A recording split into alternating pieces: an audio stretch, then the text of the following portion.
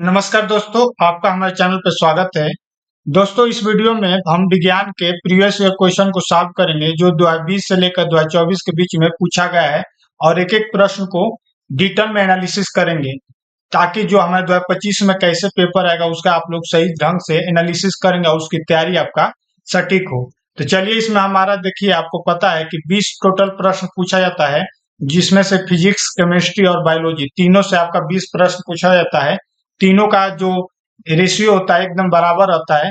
किसी किसी में 6 पूछता है, किसी में 7 और किसी में 6 करके ऐसे करके पूछता है। ठीक है, किसी में 6 से लेकर 7, 6 से 8 से 7 और 6 से 7 ऐसे करके तीनों सब्जेक्ट में फिजिक्स, केमिस्ट्री और बायोलॉजी से आता है। तो चलिए देखते हैं कौन कौन से हमारे इंपोर्टेंट जो प्रश्न है जो हमारे बोर्ड में पूछा गया है, देखते हैं। यहाँ पर देखिए, सबसे पहले पहला नंबर प्रश्न दिया है। ये जो है हमारे दर्पण वाले पार्ट से, प्रकाश वाला पॉइंट से, यहाँ से आपको 2 या 3 प्रश्न अब हमेशा हर साल पूछा जाता है। यहाँ देखिए प्रश्न क्या कह रहा है। कह रहा है कि उत्तल दर्पण दर्पण से बारे में दिया है कि उत्तल दर्पण से प्रतिबिंब आपका सदैव कैसा बनता है। ठीक है, तो बताइए। यहाँ पर 4 ऑप्शन दिया है। कह रहा है कि वक्रता केंद्र तथा फोकस के बीच में बनता है। फिर बोल रहा है वक्रता केंद्र तथा अनंत के बीच में बनता है। फिर थर्ड नंबर ऑप्शन दिया है ध्रुव तथा फोकस के बीच बनता है। फिर चौथा ऑप्शन दिया है कहीं भी बन सकता है पर वस्तु की स्थिति पे निर्भर करता है। तो देखिए, उत्तल दर्पण, सबसे पहले दर्पण में हमारा आपको पता होगा 2 दर्पण होता है, एक उत्तल होता है, एक अवतल होता है। ठीक, तो उत्तल जो होता है, उत्तल को ऐसे डिनोट करते हैं जिसका उभरा हुआ पार्ट बाहर की ओर निकला रहता है और अवतल में धंसा हुआ रहता है। ठीक है, अंदर की ओर ऐसे धंसा रहता है। ये हमारा क्या कहलाता है? अवतल कहलाता है। ठीक, तो अवतल और उत्तल ये हमारा क्या हो गया? 2 दर्पण हो गया। ये हमारा क्या है? उत्तल है। ठीक, तो उत्तल में जो भी हमारा प्रतिबिंब बनता है, मान लीजिए इस साइड ये प्रतिबिंब बन रहा है, तो मान लीजिए यहाँ पर कोई वस्तु है, तो इसका हमेशा प्रतिबिंब इसके पीछे, दर्पण के पीछे बनता है। तो ये हमारा जो फोकस रहता है, ये एफ से फोकस को डिनोट करते हैं। सी हमारा क्या होता है? वक्रता केंद्र होता है। और ये हमारा पी होता है, ठीक है, ध्रुव जिसको कहते हैं। ठीक है, तो हमारा जो उत्तल दर्पण होता है उसमें हमारा कोई भी प्रतिबिंब फोकस से क्या होता है? फोकस और ध्रुव के बीच में हमारा क्या होता है? सदैव हमारा प्रतिबिंब बनता है। ठीक है, तो यानी कि हमारा ऑप्शन नंबर क्या हो जाएगा? थर्ड सही हो जाएगा। ध्रुव और फोकस के बीच में हमारा हमेशा उत्तल दर्पण से प्रतिबिंब बनता है। ठीक, अब सबसे पहले उत्तल दर्पण में देखिए आप इसका उपयोग कहाँ कहाँ होता है। एक तो आप देखे होंगे गाड़ी का जो शीशा होता है, जितने भी कार है या बाइक है, उसमें हम लोग उत्तल दर्पण का उपयोग करते हैं। क्यों करते हैं? इसलिए करते हैं ताकि इसमें ना प्रतिबिंब क्या होता है? छोटा दिखाई देता है। और मान लीजिए कोई भी ट्रक ड्राइवर या कोई भी कार है, तो उसमें छोटा शीशा लगा होता है, तो बैकग्राउंड का पूरा आपका क्या होता है? क्लियर दिखाई देता है एकदम। कोई भी पीछे से गाड़ी आएगा तो उसका छोटा इमेज आपको मिरर में देखने को मिल जाता है। इसलिए उत्तल दर्पण का उपयोग यहाँ होता है। ठीक, तो यहाँ पर देखिए और कहाँ का होता है। यहाँ पर ट्रैफिक लाइट में जाएंगे तो जो पोल होता है वहां पर भी क्या होता है? शीशा का उपयोग किया जाता है। कार के बारे में आप देख लिए, तो ये महत्वपूर्ण हमारा क्या है? उत्तल दर्पण का उपयोग होता है। 2 पॉइंट आप इसमें जान लीजिए कि ये कोई भी उत्तल दर्पण हो या अवतल दर्पण हो, इसमें आपका ये वाला पॉइंट जो होता है उसको हम लोग क्या कहते हैं? पी कहते हैं। पोल जो होता है इसको ध्रुव कहते हैं। ठीक है, और ये हमारा क्या होता है? फोकस होता है। और ये बीच में जो जिसे ये सर्कल बनता है टोटल, तो टोटल का जो बीच वाला पॉइंट होता है वो हमारा सी से डिनोट करते हैं, जिसको वक्रता केंद्र कहते हैं। ठीक है, वक्रता केंद्र कहते हैं। और ये बीच वाला पॉइंट, इन दोनों के बीच की जो दूरी होता है पी और सी के बीच में, उसको हम लोग क्या कहते हैं? फोकस दूरी कहते हैं। ठीक है, तो ये पेपर में बहुत पूछता है, फोकस दूरी कहते हैं। ठीक है, यहाँ पर एक सूत्र होता है, जो फोकस होता है सी, सी से देखिए सी और पी है, इसके बीच की जो फोकस होता है दोनों के बीच में क्या होता है? बराबर दूरी होता है। यानी पी से लेकर एफ तक और एफ से लेकर सी तक की जो दूरी होती है आपस में क्या होती है? बराबर होती है। ठीक है, अब यहाँ पर देखिए, यहाँ पर सूत्र यानी कह सकते हैं कि सी का जो वैल्यू होता है वो 2f के मान के बराबर होता है। यानी जो फोकस दूरी है, फोकस दूरी मान लीजिए अगर 2 है तो ये आपका सी वाला जो दूरी है वक्रता केंद्र की दूरी होगा वो कितना हो जाएगा, इससे दुगुना, यानी सी का मान कितना आ जाएगा, 2 से गुणा कर देंगे यानी 4 के बराबर होता है। ठीक है, तो ये पॉइंट नोट करिएगा। इसमें से बहुत सारे बहुविकल्पी में आपको 1 नंबर का आपको एमसीक्यू देखने को मिलता है। ठीक है, आइए देखते हैं अगला प्रश्न क्या दिया है। ये देखिए, ये 2024 में पूछा गया था प्रश्न, बहुत ही इंपॉर्टेंट प्रश्न है, इस प्रकार बहुत पूछा जाता है। देखिए प्रश्न कह रहा है कि जब प्रकाश प्रकाश किरण, ये भी प्रकाश से ही दिया गया है, कह रहा है कि एक माध्यम से दूसरे माध्यम में जाता है तो अविलोम से दूर हो जाता है। तो कह रहा है कि बताइए कि किस कंडीशन में होता है। 4 आपको ऑप्शन दिया है कि संघन से विरल में जाएगा, विरल से संघन माध्यम में जाएगा, या कम अपवर्तनांक से अधिक अपवर्तनांक में जाएगा, या पारदर्शी माध्यम से अपारदर्शी माध्यम में जाएगा। ये देखिए, होता यह है कि जब कोई भी प्रकाश की जो किरण होती है, जब हमारा अविलोम से दूर हो रही है, ठीक है, अविलोम से दूर हो रही है, यानी कि वो हमारा विरल से जब संघन की ओर जाएगी, ठीक है, संघन। अब सबसे पहले आपको विरल समझना पड़ेगा कि विरल क्या कहलाता है। विरल यानी कि, विरल मतलब यानी जिसका घनत्व क्या हो, कम होता है। कम घनत्व वाले को हम लोग क्या कहते हैं, विरल कहते हैं, या न के बराबर वाले घनत्व को। संघन यानी जिसका ज्यादा अधिक घनत्व हो, ठीक है, तो घनत्व को, अधिक घनत्व वाले को हम लोग क्या कहते हैं, संघन कहते हैं।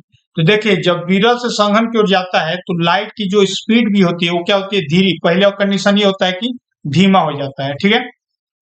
दूसरा कंडीशन होता है कि वो अविलोम की ओर क्या होता है, झुक जाता है, ठीक है, तो वो अविलोम की ओर झुक जाता है। तो यहाँ पर यानी विरल से जब संघन की ओर जाएगा तो अविलोम की ओर क्या हो जाएगा, झुक जाएगा।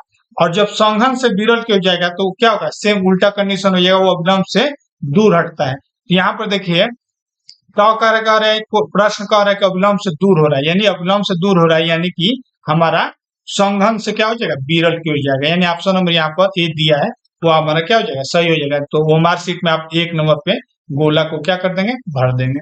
ठीक है, अब ये देखिए जो रिफ्लेक्शन होता है लाइट का, अब यहाँ पर बताया, अभी यहाँ पर चित्र के माध्यम से भी समझ लीजिए कि जब भी हमारा लाइट है, यहाँ पर देखिए ये अविलंब की ओर झुका है, ये हमारा नॉर्मल है ना, ये हमारा जो अविलंब है, अविलंब से यहाँ पर क्या हो रहा है, अंदर की ओर जा रहा है। तो यहाँ पर कंडीशन क्या हो रहा है, विरल से लाइट कहाँ जा रही है, संघन में जा रही है, मतलब कम घनत्व से अधिक घनत्व में जाइए। इसको एग्जाम्पल समझ सकते हैं कि जब लाइट वायु से, हवा से जब जल की ओर, जल के अंदर जाएगी तो उसका जो लाइट क्या होगा, अविलंब की ओर झुक जाएगा और उसका स्पीड भी क्या हो जाएगा, कम हो जाएगा। जैसे ही हम अगर इसके उल्टा कंडीशन बोले कि जब हम पानी से, कोई लाइट पानी से निकल कर बाहर की ओर, हवा की ओर निकलेगी, तो यहाँ पर देखिए पानी घनत्व ज्यादा होगा, हवा का कम है, यानी कि ये क्या हो गया, संघन माध्यम हो गया। जब संघन से हवा की ओर निकलेगी, जब पानी को आर पर करके, जैसे मान लीजिए गलासी है, देखिए सबसे पहले ये लाइट आ रहा है हवा में, यानी हवा से लाइट होके जा रहा है, पानी में जा रहा है, फिर पानी से निकल के वापस बाहर आएगा ना। तो जब पानी में जाएगा तो शुरू पहला कंडीशन क्या हो रहा है, विरल से संघन में जा रहा है, तो यहाँ इस वाले कंडीशन में क्या होगा, लाइट हमारा बेंड हो जाएगा नॉर्मल की ओर, और उसका स्पीड भी क्या हो जाएगा, धीरा हो जाएगा। जैसे इस लाइट इससे निकलेगी तो अविलंब से वापस दूरी हो, अविलंब से क्या होगा, दूर होगा, प्लस में उसका स्पीड क्या हो जाएगा, तेज हो जाएगा। तो यही कंडीशन होता है। यहाँ पर देखिए हो रहा है ना सेम कंडीशन, तो यही हमारा क्या होता है, रिफ्लेक्शन का नियम होता है, अपवर्तनांक का नियम होता है। ठीक है, तो ये हमारे यहाँ से बहुविकल्पी प्रश्न बहुत देखे जाते हैं, तो एकदम टॉपिक को डिटेल में पढ़िए। चलिए अगला प्रश्न देखिए क्या कह रहा है। देखिए अगला प्रश्न कह रहा है कि 15 सेंटीमीटर की फोकस दूरी का एक उत्तल लेंस दिया है, जो 30 सेंटीमीटर दूर किसी वस्तु से रखा गया है। ठीक है, तो कह रहा है कि प्रतिबिंब लेंस से कितने दूरी पे बनेगा, 10 सेंटीमीटर, 20 सेंटीमीटर, 30 या 40 सेंटीमीटर। तो ये देखिए लेंस से दिया गया है, यानी देखिए यहाँ से 3-4 प्रश्न आपको फिक्स है कि आपको हर साल बोर्ड में देखने को मिलेंगे। ये जो प्रश्न हमारा आपको 2024 में पूछा गया था। देखिए अब ये लेंस सबसे पहले समझते हैं। लेंस हमारा 2 होता है, उत्तल और अवतल। ये जो चित्र में आपको लेंस दिख रहा है, ये कौन सा लेंस है बाबू, कन्वेक्स लेंस है, यानी कि उत्तल लेंस है। ठीक है, उत्तल लेंस में क्या होता है कि जब लाइट आती है, प्रकाश का लाइट होता है, तो क्या होता है, फोकस से जो ये हमारा बीच वाला जो पॉइंट होता है, इसमें भी ये हमारा क्या होता है, पोल जो होता है, ये हमारा इसमें भी एक फोकस दूरी होता है, एक सी होता है हमारा वक्रता केंद्र होता है। इसे यहाँ पर चित्र समझिए, ये मान लीजिए हमारा उत्तर लेंस है, ये हमारा नॉर्मल अभिलंब है। जब यहाँ कोई भी लाइट आती है तो हमारा क्या होता है, फोकस से होके गुजरती है। अब मान लीजिए वस्तु ये है, यहाँ पर वस्तु का प्रतिबिंब है, तो ये भी जब आएगा तो ये हमारा जो मेन हमारा पोल होता है वहां से होते हुए क्या होता है, जाता है। तो ये जो वक्रता केंद्र सी होता है, ठीक है। तो यहाँ पर आपको देखिए 15 सेंटीमीटर कह रहा है ना, फोकस दूरी आपको ये फोकस दूरी दिया है, कितना दिया है, ये वाला दूरी आपको 15 सेंटीमीटर दिया है। तो सबसे पहले इसका सी निकाल देंगे, ठीक है। तो सी निकालेंगे तो क्या होता है, 2 इंटू एफ हमने अभी बताया। तो एफ का मान जब इसमें रखेंगे 15 सेंटीमीटर यानी 30 सेंटीमीटर होगा, यानी कि इसकी दूरी भी कितना हो जाएगा, 30 सेंटीमीटर हो जाएगा। वक्रता केंद्र की दूरी कितना हो जाएगा, 30 सेंटीमीटर हो जाएगा। यहाँ पर देखिए कह रहा है कि वस्तु क्या है, 30 सेंटीमीटर दूर रखा गया है, यानी कि हमारा जो वस्तु है वक्रता केंद्र पे ही रखा गया है, ठीक है। तो जब वक्रता केंद्र पर रखा जाएगा तो इस कंडीशन में हमारा जो प्रतिबिंब बनता है कहाँ पर बनेगा, सेम वक्रता केंद्र पे, इसके पीछे कहाँ होगा, वक्रता केंद्र पे ही जाके हमारा प्रतिबिंब बनता है। यानी कि ये हमारा पॉइंट नोट रखना है कि वक्रता केंद्र पे उत्तल लेंस में प्रतिबिंब जो बनता है कहाँ बनेगा, सेम हमारा वक्रता केंद्र पे बनेगा। यानी कि यहाँ ये वाली दूरी हमने अभी निकाला कितना है, 30 सेंटीमीटर है, यानी ऑप्शन नंबर यहाँ पर क्या हो जाएगा, सी सही हो जाएगा, ठीक है। उत्तल लेंस के बारे में और देखिए समझ लीजिए, ये वाला बीच वाला हमारा क्या होता है, यहाँ पर हमारा फोकस लेंस होता है। ये हमारा सब फोकस, जब भी हमारा लाइट एक्सिस से होके आता है तो वो कहाँ पर आके मिलता है, फोकस पे, फोकस से होके क्या होता है, गुजरता है, ठीक है। कोई भी लाइट, कोई भी लेंस हो, उत्तल लेंस हो या अवतल लेंस हो, ये हमारा क्या है, अवतल लेंस है। इसमें भी लाइट आता है तो क्या होता है, फोकस से होके गुजरता है, ये वापस चला जाता है, लेकिन इसमें हमारा फोकस का प्रतिबिंब से बन के दिखता है, ठीक है। तो अब उत्तल लेंस आप देखे होंगे बहुत जगह, इसका अब उपयोग देखिए कहाँ कहाँ होता है, ठीक है। उपयोग में आप देखे होंगे चश्मा में होता है, ठीक है। चश्मा में उत्तल लेंस अवतल लेंस का, जिसको नेत्र से कम दिखाई देता है वहां पर चश्मा का उपयोग होता है, ठीक है। बहुत सारे इंस्ट्रूमेंट है, दूरदर्शी है, वहां पर क्या होता है, उत्तल लेंस का उपयोग होता है, ठीक है। आइए आप देखिए प्रश्न नंबर अगला क्या कह रहा है। ये भी देखिए 2024 में पूछा गया वाला बहुत ही इंपॉर्टेंट प्रश्न है। कह रहा है कि एम्पियर आवर किसका मात्रक है। ये हमारा विद्युत वाला चैप्टर से दिया गया है। यहाँ से देखिए विद्युत वाले सेक्शन से आपको 2 से 4 प्रश्न यहाँ से भी पूछे जाते हैं, ठीक है। तो बताइए एम्पियर घंटा किसका मात्रक है। बहुत लोग शक्ति बोल रहे हैं, बहुत लोग ऊर्जा बोल रहे हैं, लेकिन इसका सही आंसर क्या होगा, आवेश की मात्रा, यानी कि आवेश का होता है कूलाम, क्यू जिसको आप पढ़ेंगे कूलाम, कूलाम को ही क्या कहते हैं, एम्पियर आवर कहते हैं। देखिए कूलाम बोलिए या एम्पियर आवर कहिए, वही हमारा क्या होता है, एम्पियर आवर किसका होता है, आवेश की मात्रा का, यानी ऑप्शन नंबर क्या हो जाएगा, डी हो जाएगा। देखिए 1 एम्पियर आवर इसको डिनोट कैसे करते हैं, ए एच से करते हैं, कितना लोग ए चार लिखते हैं या ए डैश डैश ए से लिखते हैं। तो यानी एम्पियर आवर, देखिए इसका प्रतीक हम लोग इसको किसके लिए यूज करते हैं, बैटरी की क्षमता बताने के लिए। किसके लिए, बैटरी की क्षमता हम लोग डिनोट करने के लिए हम लोग एच का उपयोग करते हैं। आपके घर में अगर इन्वर्टर वाला बैटरी होगा तो उसपे आप देखेंगे तो उसपे एच के रूप में लिखा होगा 150, 200, 250 ऐसे करके एच उसकी क्षमता बताता है। तो ये किसके बारे में बताता है, आवेश के बारे में, यानी कूलाम के बारे में बताता है।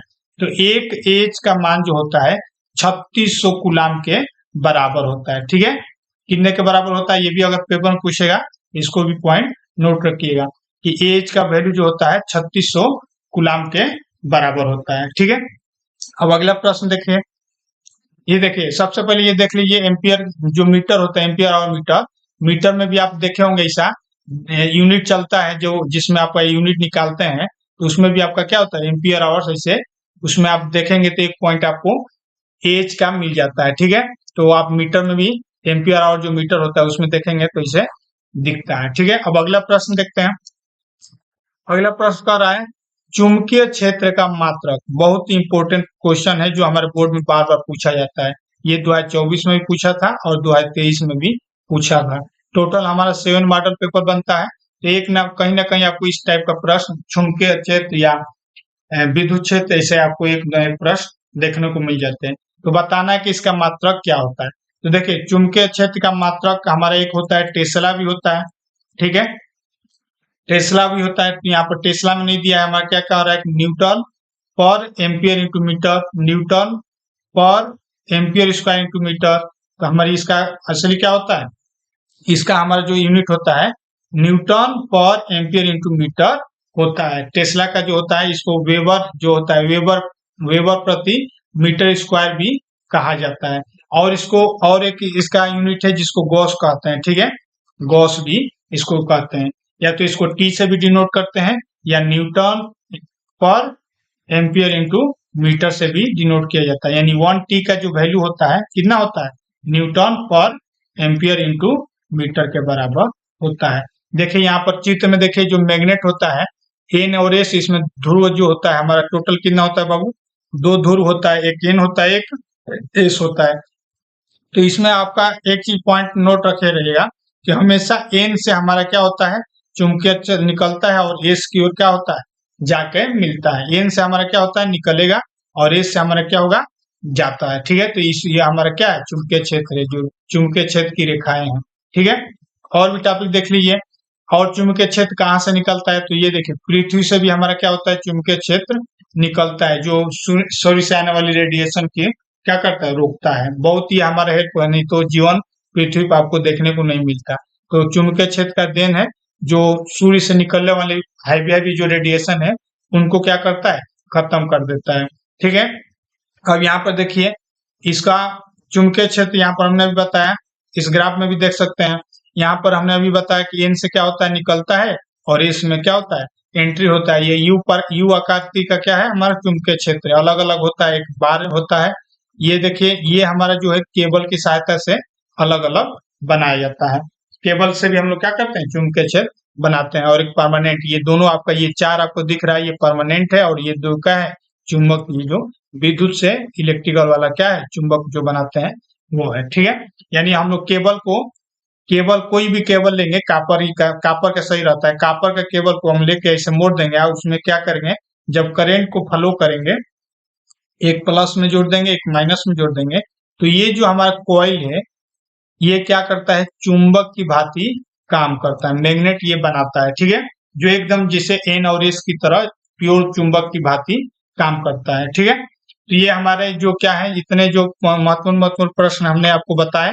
मिलते हैं नेक्स्ट वीडियो में, और भी बाकी जितने भी प्रीवियस ईयर के प्रश्न है उसको हम लोग हल करेंगे, 2 नंबर वाला भी 6 नंबर वाला भी, ठीक है। मिलते हैं नेक्स्ट वीडियो में, तब तक के लिए।